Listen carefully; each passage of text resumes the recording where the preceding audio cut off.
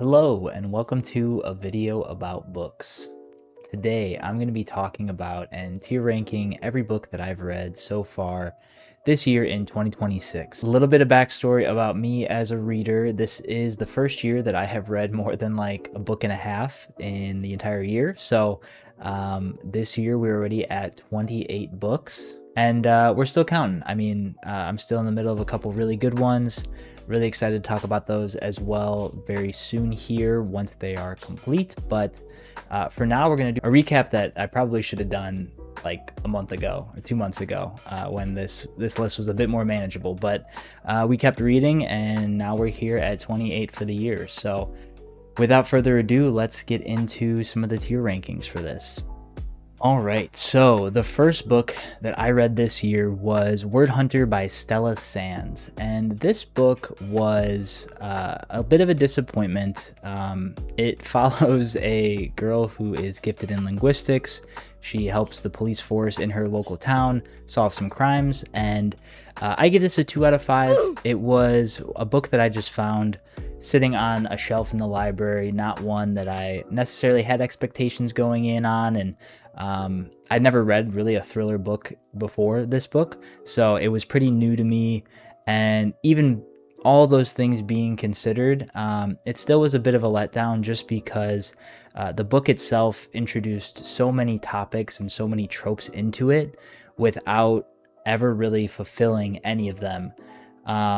It sort of left like 4 or 5 different stories either really shallow or not completely finished, and then it sort of just made it so that you just didn't feel satisfied by the end of it. At least I didn't feel satisfied by the end of it. So for the first book we read this year, I'm going to put this in the D tier. The next book that I read was Gone Before Goodbye, and I wish I could say I remember more about this book, but I don't. This is by Reese, Witherspoon, and Harlan Coben.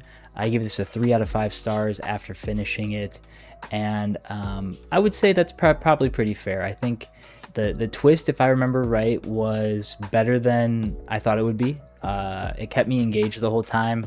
There was just one character whose name I could not take seriously.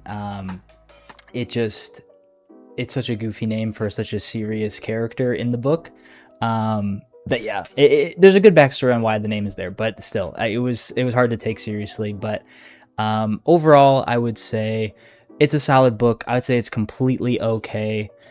We'll put that in the C tier. The next book that I read was The Martian by Andy Weir. This book was better than I thought it would be. I've actually owned this book on audiobook for probably like a decade now. I don't know when this came out, but probably around then. And I give this a 4 out of 5 stars after reading it. And I would say that that's still accurate. I would stick by that rating. I think that Andy Weir does a really good job of introducing characters, and his main character is sort of like toxically optimistic, which is how I would have to be if I was in that character's shoes. So yeah, I really liked it. We follow Mark Watney, on his journey back to Earth from being stranded on Mars, and the book is made into a movie with Matt Damon for a reason. It's a good story. So I would say that this would be probably a B tier. I would put that firmly in the B tier. And then after that, we started a series that is just electric. Red Rising by Pierce Brown. I immediately followed that up with Golden Sun and Morningstar. Finished the trilogy, I think, in like less than 2 months, like a month and a half or so. Spent about 2 weeks on each book. And I don't want to tell you the synopsis of this book. I gave it a 5 out of 5 stars. There is a reason for that. It is because it is great. It's a great book. It's a great series. And book 2 in this series might just be the best follow-up to a series, to a first book I've ever read. So Red Rising feels like he's sort of trying to figure out where this series is going to go, what it's going to be. Golden Sun and Morningstar just solidify it as like an amazing sci-fi book that will knock your socks off. So please go read it. I don't want to spoil anything else. You've probably heard of it already, so I won't be giving you anything new anyway. Yeah, definitely go read this book. S tier for the entire series. Then we diverted a little bit out of some of my more. I tried some different genres. You know, I tried a couple horror books. First one here is The King in Yellow. That is a collection of short stories written by Robert W. Chambers. I gave this a 3 out of 5 stars, and I think I would stick with that strictly because the first 2 stories I think are more of a 4 out of 5 star rating, but the last 2 are more like 2 out of 5. They just sort of lost me, and I didn't really get the gist of them or the point in the same way as the first 2. But this is like an incredibly influential piece of horror literature. It influenced shows like True Detective. It's also mentions of it in a lot of Stephen King, from what I understand, a lot of H.P. Lovecraft. So this is 130 years old. It still reads really easy for how old it is. It doesn't feel like you're reading a different language like some older literature can feel like, at least to, you know, a pea brain like me. But yeah, I was definitely impressed with this. I think it's a cool book, especially if you like that liminal horror. So give this one a read. Okay, next one was The Silent Patient by Alex Michaelides. And I gave this a 3 out of 5 stars. And I said Wordhunter was the biggest disappointment. I actually, now I'm thinking about it, this was probably the biggest disappointment. This was actually recommended to me What? Bro, what are you talking about, man? by my mom. She said that she had read it and really enjoyed it, and that there was going to be a movie starring Anne Hathaway, which is one of my favorite actresses, coming out soon. And I looked up the movie, and it looked like it was coming out, and I guess it's not. It's like still in production or something. But I don't know if I got duped by the internet again. But yeah, this book was a letdown. It's sort of just, I don't want to spoil it, but we do follow a woman who had some trauma, and she's put into an asylum. And it's actually from the story is actually from the perspective of the therapist that's sort of trying to help her speak again, like get her to a place where she's talking again. And it just feels like a diary of a whiny guy. Like, that's just the feeling that I had the whole time reading it was, come on, man, just do something. So that was a little frustrating, but I do want to read more Alex Michaelides. I've heard his other books are really good, actually, and hopefully a lot better than this one. So given that I gave it a 3 out of 5, and you know, I wasn't super impressed, and it wasn't so bad that it was unreadable. It definitely kept me interested, but I would say firmly C tier book. After that, we read Fahrenheit 451 by Ray Bradbury. Again, I'm not gonna spoil the book. You've probably heard of the book. It's one of the classics for a reason. And this is going to be the first edition to A tier. I give this a 4 out of 5. I think this is a really, really well written book.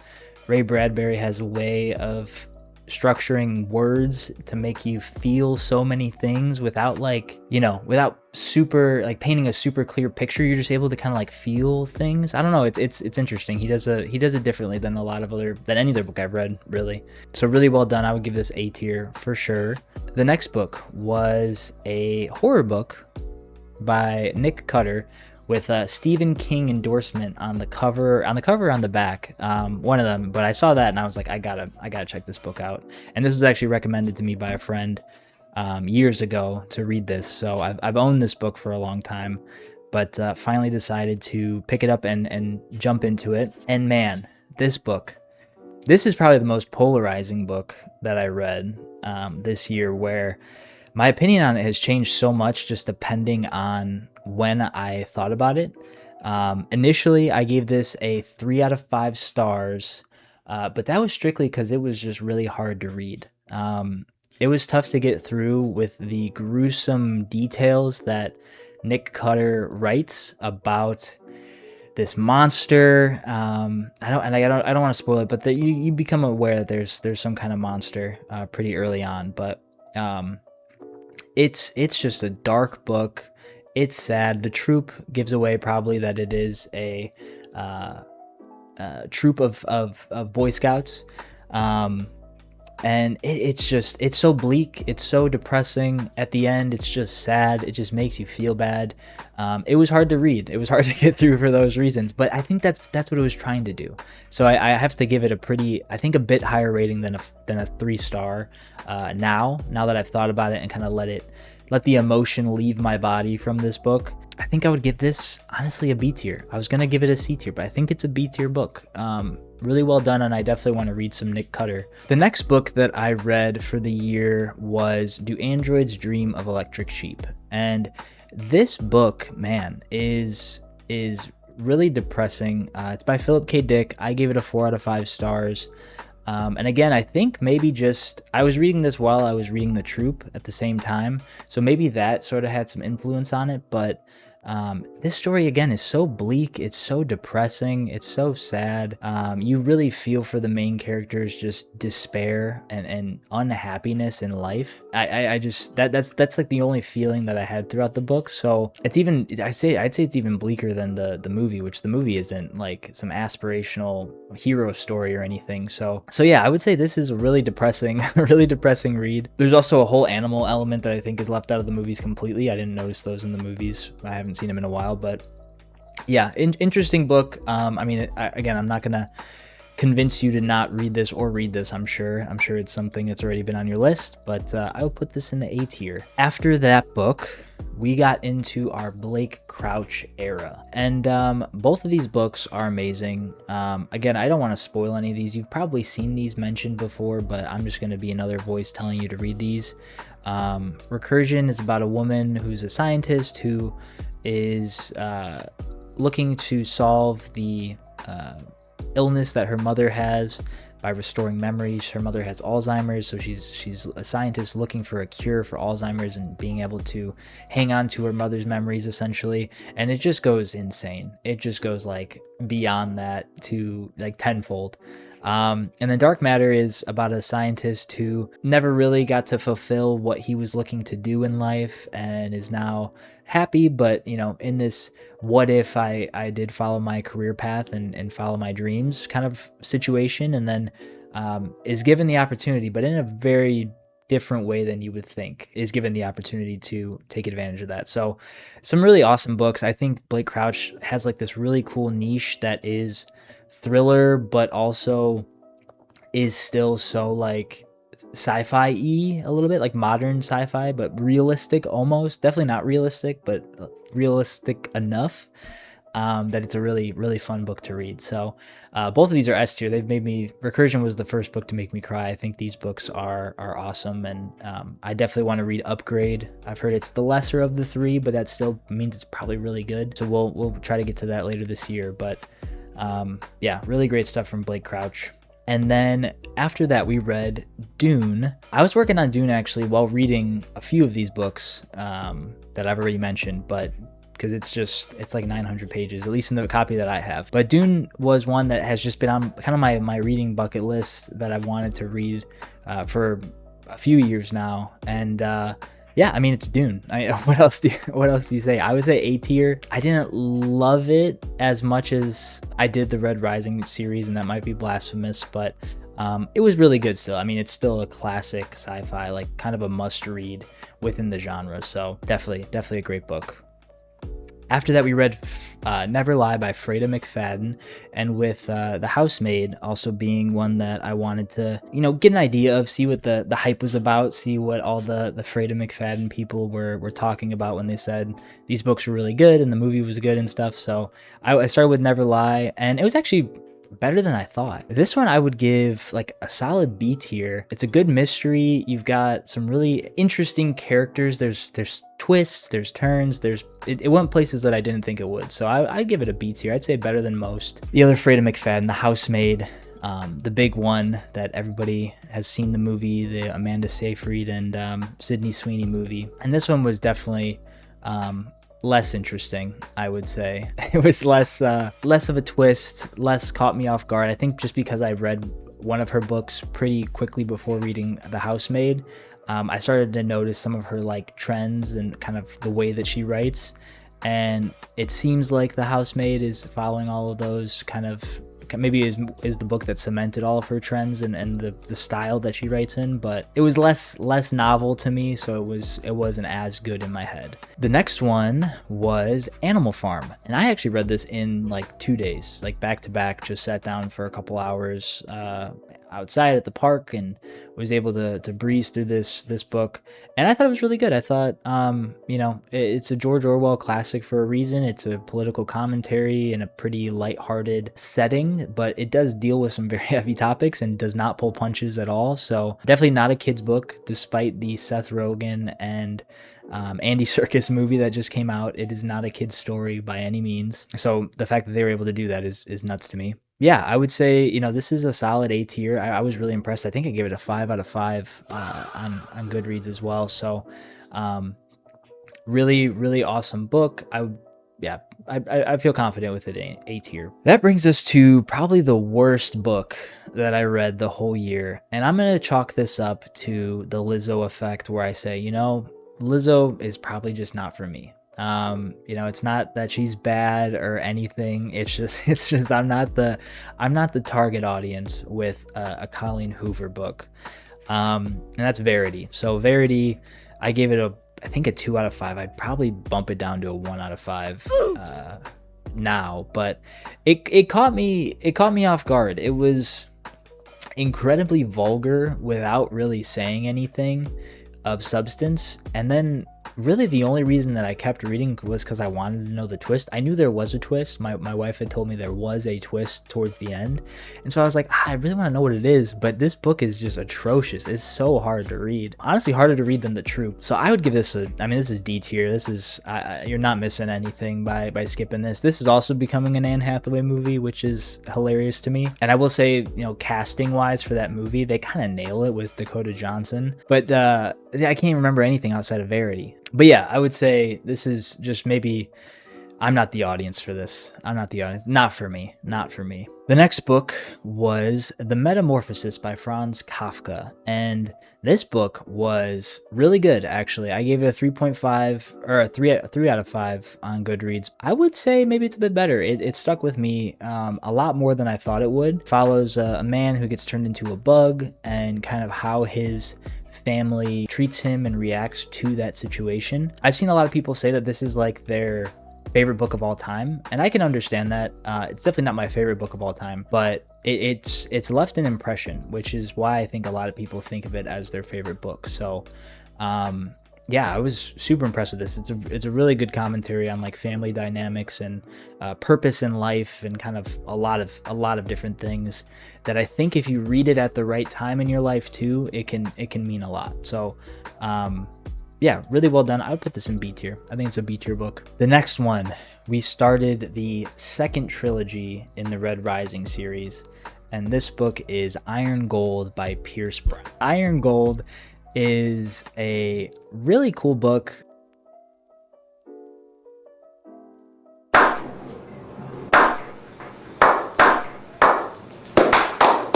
It starts a multi-POV story based on the Red Rising universe. We do a time jump to the future beyond the Red Rising trilogy, and I thought it was actually like perfect because Red Rising, Golden Sun, Morningstar, you're just getting one POV, and it is like balls to the wall the whole time. Like every 20 to 30 pages, something terrible or something amazing happens, where Iron Gold slows it down a lot, slows down the pace, makes it so you're not so like action, which I enjoy. I enjoy some character development too, and we get some other perspectives from the universe of like people in different stations giving you their perspective of like the last 10 years of what they think of our main character. And I don't know, it's just cool. It's cool that he fleshed out the world, fleshed out the universe, made it so that each planet that's mentioned and each perspective that's mentioned in the first trilogy is really fleshed out and given like multiple chapters for you to get perspective. So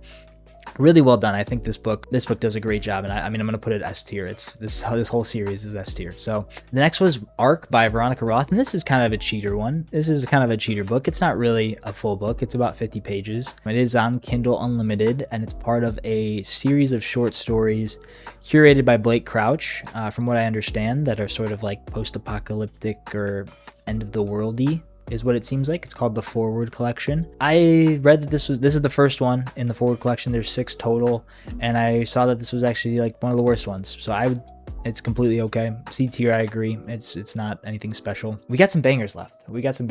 This is the last probably month and a half of reading. So this was like May to June here, and we read All Systems Red, the Murderbot Diaries. So this is book 1 in the Murderbot series. I thought this was really good. I was impressed. I went into it completely blind. I know there's an Apple TV show with this. I went in completely blind, had no idea what it was about, and it was really cool. It gives some we follow a robot who is like tasked with protecting a group of miners. He really doesn't want to do work. He just wants to like chill and eat some, I guess not eat food, but maybe eat some snacks. He definitely just wants to watch TV and hang out and be a bro.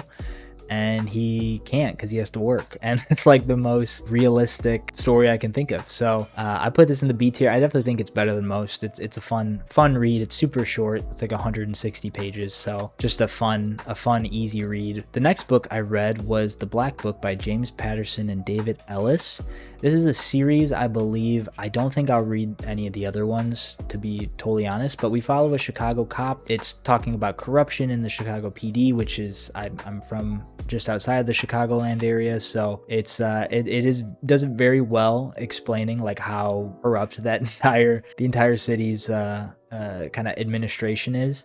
And yeah, it was really good. It was a good mystery. It had twists, it had turns, it had a turn where you twist and a twist where you turn. It was really well written. And my grandma is actually a huge James Patterson fan, so I thought I would give James Patterson's highest rated book that I could find a read, and I was impressed. I thought it was better than most too. I thought, a B tier book, caught me off guard, was well written, had a couple different storylines that really felt like they could be real, and yeah, just really well done. Surprisingly really well done. And then we read a TikTok book. So this book, Daggermouth, and it's by H.M. Wolfe. That's right, Daggermouth by H.M. Wolfe. I gave this a 4 out of 5 stars, and I would stick with that. It is a spicy book. There is a spice level to it. I would say it is like 4 out of 5 spice levels. Oh, that's hot. That's hot. So just, mind that, look that up first. But it paints a dystopian society where society's sort of put into these rings around the heart, which is the main city where all of the wealthy people live. And we get some perspectives from different parts of the world. We get a really cool twist and a couple of different twists throughout the story. And the love story, there's like 2 main ones. There's a third one that's potential, but I think that the main one is a little corny for me. The secondary one was much better, but yeah, just really good. I thought this was really well executed dystopian fiction, and painted a really cool universe that I think has potential. It seems like it's going to be a duology. There's going to be a second book, so I'm excited for that. I would definitely read it. But yeah, just kind of branching out a little bit from what I normally like to read, which is more sci-fi coded things, and this definitely impressed me. So I'd put this in A tier. The next was The Devil in the White City. This is a book by Erik Larson. I gave this a 4 out of 5 stars as well. And this is I guess it is fully nonfiction. It's a nonfiction book. It's a true story based on a number of accounts of the building of the World's Fair and the murders of H.H. Holmes, who was a serial killer that I guess operated at the same time as the World's Fair in Chicago. Again, another Chicago book, so I have to give it a good rating because of that. No, I thought this was a really well done book. It's crazy how he's able to make, in my opinion, the serial killer part the less interesting part. I thought that the World's Fair, building of the World's Fair, the architecture, the planning, all of that kind of stuff was actually way more compelling than the serial killer part, because and I'm a true crime junkie. I like true crime, but the building of the city, where the building of the fair in the city, and just his descriptions of like what Chicago was, what it looked like, all that different stuff. I've been to a lot of the locations that he talks about, so I was able to sort of like picture them over the modern version of them. Which was cool. Yeah, overall, really cool book, especially if you're in Chicago, if you're interested in Chicago and city planning and like any of that. Really cool insight into that. Gives you some cool facts to bring up to friends too. Fun book. I'll put this in, I think I'll put this in B tier. Okay, we're down to our last two. These are the ones I read in June, finished at the beginning of June. Dungeon Crawler Carl by Matt Dinniman. 4 out of 5 stars for this as well. And man, this book is fun. If you want just a fun read, I literally read this. I think I read half of it in like 2 days. It's just a fun read. It goes by super quick. It's interesting. If you're into video games or like just want something that is like a lighthearted, like you're playing a lighthearted video game, this is the thing for you. And I've heard the audiobooks are amazing, so check those out too. If you wanted to do the audiobook experience instead. But man, this book is awesome. I don't want to spoil it, don't want to give you like a synopsis. Just go read it. It's fun. There's a reason that they're all incredibly successful, and I actually just saw that Peacock is picking up this story for a TV show, so it probably won't be very good just because of how crazy the universe is, but who knows, they might do an amazing job. I don't want to sell anything too short. Yeah, really awesome book. I'd give this an A tier for sure. I will read probably all 8 at some point. I know they're up to 8 books, but I will probably finish all 8 at some point. Maybe a couple more this year. So, and then we read S.A. Cosby, All the Sinners Bleed. Man, this book, this really scratched the crime itch that I had. The mystery, the Southern Bible Belt, talking about a completely different area that I'm from, and giving just a really cool perspective on all of the inner workings of the Bible Belt and what religion means to these people, and the cloudiness that can come, the moral cloudiness from like living in a small town. And like it's great. It gives a perspective from the sheriff of a very small town in Virginia, and I loved it. I thought it was really well done, and I will be 100% reading as much S.A. Cosby as I can. I think this is like one of his lesser books, from what I understand at least. The people talk a lot about his other books and they have won a lot of awards, and this one I don't think has won as many.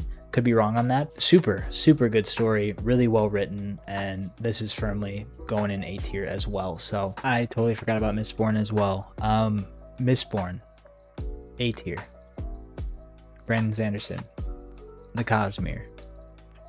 That's it. This is what this year has looked like. This is what I've read so far. I think that I'm happy with all the books that I've read. I want to keep reading. Definitely going to be checking out some more S.A. Cosby, some more Matt Dinniman. Finishing up, I am currently, hint, finishing one of the Red Rising books right now. I won't give any spoilers as to which one, but I'm excited to see where, I'm excited to keep reading and see where this series goes, see where, Dungeon Crawler Carl goes, see where some more S.A. Cosby books go. And then I have some books on my shelf that I want to read as well. Some classics, some Tolkien, some George R.R. Martin as well. So yeah, I think I'm going to make these videos, the next one, probably after a couple months instead of 6, because this is a lot of books to talk about in one sitting. But thanks for watching, and let me know if you've read any of these, if you think I would have any books that I would like that you think I should read and check out in the comments. And I appreciate you watching. Bye.